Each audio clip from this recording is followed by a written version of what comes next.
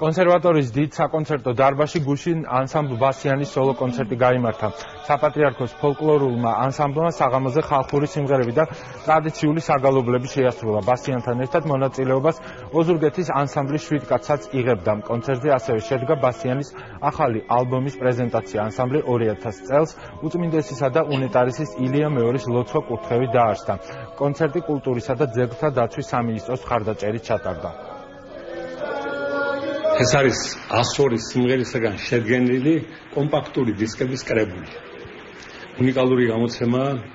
მე მოვისმინეს სიმღერები და ხტუანებული ვარ. უნდა ითქვას, რომ დღეს ბასიანი ერთ-ერთი საუკეთესო ანსამბლია საქართველოში. აქ არის უძველესი სიმღერების აღდგენის ანსამბლია ესა და ძალიან კარგად არტყმევენ თავს ამ საქმეს.